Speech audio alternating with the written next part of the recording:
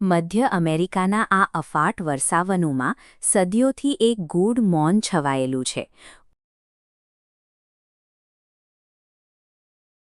ઉપરથી જોતા આ જંગલ માત્ર એક અનંત લીલી ચાદર જેવું લાગે છે, જે ક્ષિતિજ સુધી ફેલાયેલી છે. પરંતુ આ ઘટાદાર વૃક્ષો અને અભેદ્ય વેલાઓની નીચે માનવ ઇતિહાસનો સૌથી મોટો વણઉકેલ્યો કોયડો દટાયેલો છે. આ એ ભૂમિ છે જ્યાં પ્રકૃતિએ ઇતિહાસના પાનાઓને પોતાની પકડમાં જકડી લીધા છે. આ ભીના અને અંધકારમય જંગલના હૃદયમાં પથ્થરનું એક વિશાળ સામ્રાજ્ય ઊભું છે. એક સમયે જે ગલીઓ હજારો લોકોના અવાજોથી ગૂંજતી હતી, ત્યાં આજે માત્ર પક્ષીઓનો કલરવ અને પવનનો સુસવાટો સાંભળવા મળે છે. આ પથ્થરની ભવ્ય ઇમારતો અને ઊંચા પિરામિડો સાક્ષી છે એવા લોકોના, જેઓ અચાનક જ આ પૃથ્વી પરથી અદૃશ્ય થઈ ગયા હોય તેવું લાગે છે. આ વેરાન શહેરો અને ખંડેર થયેલા રસ્તાઓ કોઈ મોટી અને ગંભીર ઘટના તરફ ઇશારો કરે છે. અહીં વસેલી એક અત્યંત સમૃદ્ધ અને શક્તિશાળી સંસ્કૃતિ કેવી રીતે પળભરમાં ઇતિહાસના પ્રવાહમાંથી ગાયબ થઈ ગઈ, તે પ્રશ્ન આજે પણ દુનિયાના શ્રેષ્ઠ વૈજ્ઞાનિકોને મૂંઝવણમાં મૂકી દે છે. અહીં કંઈક એવું બન્યું હતું જેણે લાખો લોકોના જીવનને એક જ ઝાટકે બદલી નાખ્યું. આ રહસ્યમય અંતમી પાછળનું સત્ય જાણવા માટે આપણે તે સમયમાં પાછા જવું પડશે જ્યારે માયા લોકો પોતાની શક્તિના શિખર પર હતા. તેમની વિનાશક પતનની વાર્તા સમજવા માટે તેમની અદ્ભુત સિદ્ધિઓને સમજવી અનિવાર્ય છે. માયા લોકો એ સમયના બૌદ્ધિક સમ્રાટો હતા. યુરોપના ખગોળશાસ્ત્રીઓ આકાશના નકશા તૈયાર કરે તેના સેંકડો વર્ષો પહેલાં આ લોકોએ શૂન્યની શોધ કરી હતી અને અત્યંત જટિલ ગણિતમાં મહારથ મેળવી હતી. તેમણે ગ્રહોની ગતિવિધિઓ અને તારાઓના સ્થાનને એટલી ચોકસાઈથી માપ્યા હતા કે તેમના કેલેન્ડર આજના આધુનિક વિજ્ઞાનને પણ ટક્કર આપે તેવા સચોટ હતા. આ વિશાળ જ્ઞાનને સાચવવા માટે તેમણે પ્રાચીન વિશ્વની સૌથી અદ્યતન લેખનશૈલી વિકસાવી હતી. પથ્થરો પર કોતરેલા આ ચિહ્નો અને આકૃતિઓ માત્ર ચિત્રો નથી, પરંતુ એક સંપૂર્ણ ભાષા છે. આ ગ્લિફ્સ દ્વારા તેમણે પોતાના રાજાઓનો ઇતિહાસ, યુદ્ધોની ગાથા અને બ્રહ્માંડના રહસ્યોને પથ્થરો પર કાયમ માટે અંકિત કરી દીધા હતા. તેમનું બૌદ્ધિક કૌશલ્ય તેમના સ્થાપત્યમાં સાક્ષાત દેખાય છે.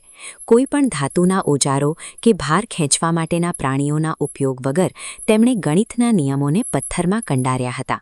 આ પિરામિડોની દરેક સીડી અને દરેક ખૂણો સૂર્યની ગતિ સાથે સુમેળ સાધવા માટે ચોક્કસ રીતે બનાવવામાં આવ્યો હતો. આ શહેરોનું કદ અને ભવ્યતા તેમની અનંત મહત્વાકાંક્ષાનું પ્રતીક છે.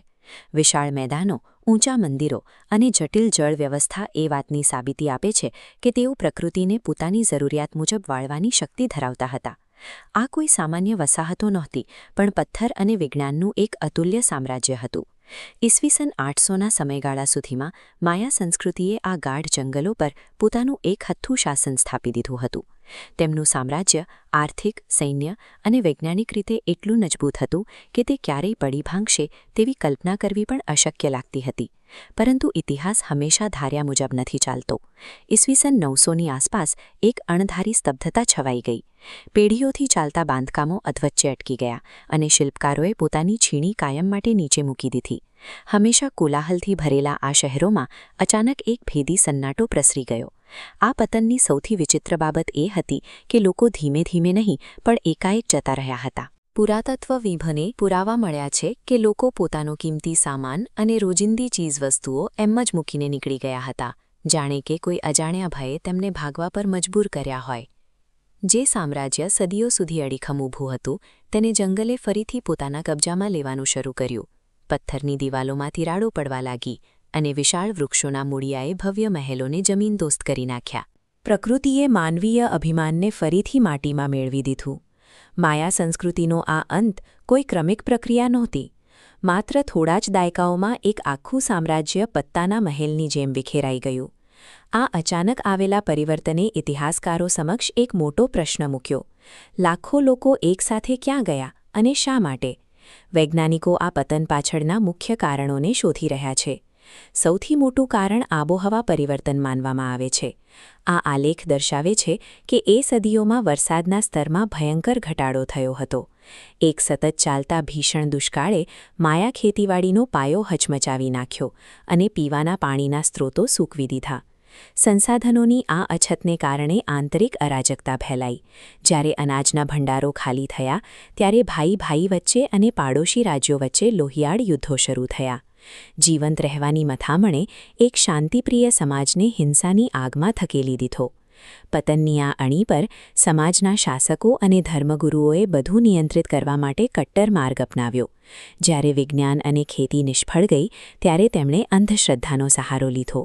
પ્રકૃતિને શાંત કરવા માટેના તેમના પ્રયાસો વધુને વધુ ભયાનક બનતા ગયા.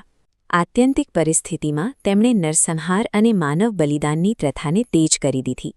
આકાશમાંથી વરસાદની આશામાં હજારો નિર્દોષોના લોહીથી વેદીઓ રંગાઈ ગઈ. પણ આ ક્રૂરતાનો કોઈ ફાયદો ન થયો. દેવતાઓ મૌન રહ્યા અને જમીન વધુ તરસતી રહી. આખરે કુદરતી આફતો અને માનવીય ભૂલોનું એક એવું ચક્ર સર્જાયું જેણે માયા સંસ્કૃતિને અંદરથી પોખલી કરી નાખી. પર્યાવરણીય પતન અને સામાજિક વિખવાદના મિશ્રણે આ મહાન સામ્રાજ્યનો અંત આણ્યો. સદીઓ સુધી આપણે માનતા રહ્યા કે માયા સામ્રાજ્ય માત્ર થોડાક મોટા શહેરો સુધી સીમિત હતું, પરંતુ આધુનિક ટેકનોલોજીએ આ માન્યતાને જડમૂળથી ઉખેડી નાખી છે. આજે આપણે એ જાણી શક્યા છીએ કે સત્ય આપણી કલ્પના કરતાં અનેક ગણું વિશાળ છે. આ લાઇડાર ટેકનોલોજી છે. કરોડો લેસર કિરણો જંગલના આવરણને ચીરીને જમીન સુધી પહોંચે છે, જેનાથી હજારો વર્ષોથી દબાયેલા માળખાઓ બહાર આવ્યા છે.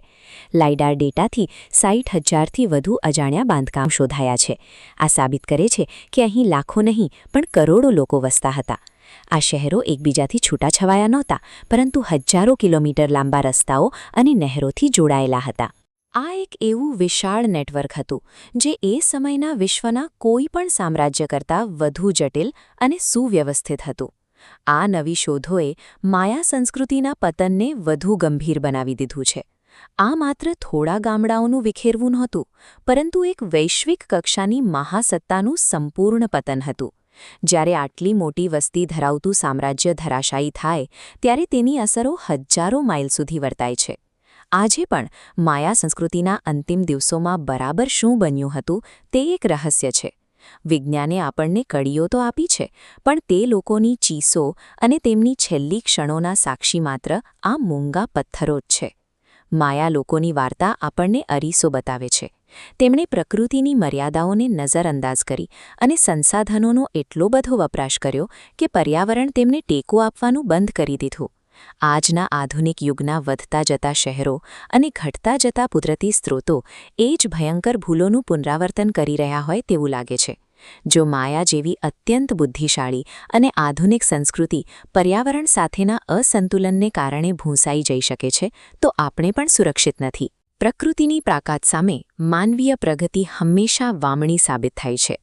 જંગલોના હૃદયમાં ઊભેલા આ વિશાળ પિરામિડો માત્ર ગયેલા સમયના સ્મૃતિચિહ્નો નથી. તે આપણી સંસ્કૃતિ માટે એક જીવંત અને ગંભીર ચેતવણી છે કે જો આપણે સમયસર નહીં ચેતીએ તો એક દિવસ આપણી ભવ્ય ઇમારતો પણ આ જ રીતે મૌન ગાઈ જશે.